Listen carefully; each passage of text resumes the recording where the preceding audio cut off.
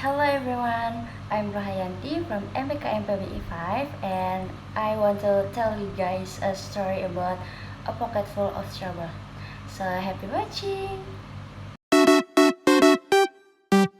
Wilford loved the lesson of magnetism, all about magnets picking up pins and magnets picking up other magnets.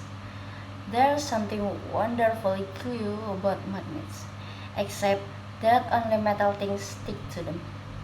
And then the metal things turn into magnets too. Wilford took a book out of the library about magnets. There was even a picture of one on the cover, but it was not as much fun. Nothing stuck to it. I want a real magnet, sighed Wilford. His mother only said, maybe for Christmas, but that was far too long to wait. So Wilford stole a magnet. He picked one up in the classroom when nobody was looking and pushed it into his trouser pocket. He held his breath, but nobody said, "So you, Wilford?" or "Wilford, take the magnet, miss." He whistled all the way to the school gates, patting his trouser pocket. Stealing was easy.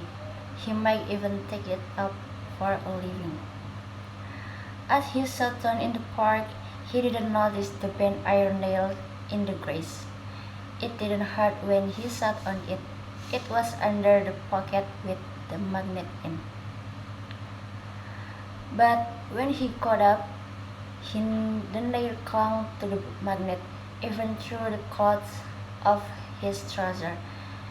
It clung so tightly that even if Wilford had noticed, he couldn't have pulled it away. But Wilford did notice the tobacco tin.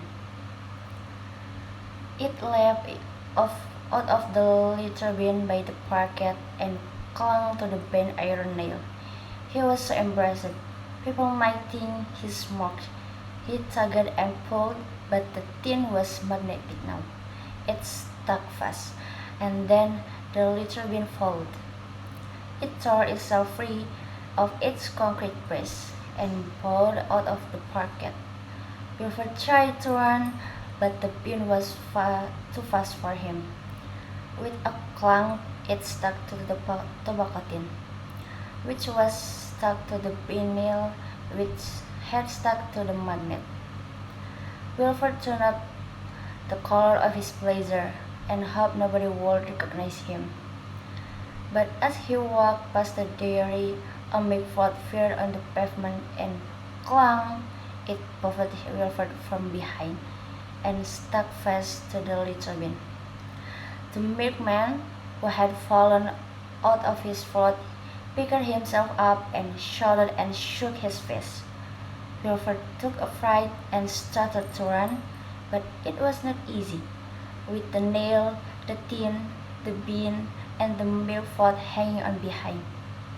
It was even more awkward when the number 14 bus joined in. It was full of passengers. Wilford cut across the embankment to try and throw them off, but he only succeeded in attracting the 5:30 train to London. It hurtled off the rails and clung to the number 14 bus, the milkford, the bin, the tin, and the nail. It was just about then that the recent spacecraft fell to the Earth. It seemed to have been pulled out of its orbit by a hue of magnetic force. Wilford crawled and wearily his blazer over his head in case he was spotted by someone he knew. And the nail, the tin, the bin, the milkford, the number 14 bus, and the 5:30 train followed on behind. So did the big, living spacecraft with a hammer and sickle painted on the top. Then, just as he reached his own front gate, the pocket tore off its trouser. The magnet inside clung to the bent iron nail, the nail to the tobacco tin, the tin to the litter bin, the bin to the milkford, the ford to the number 14 bus to the 5:30 train, and the train to the spacecraft. but nothing clung to Wilford.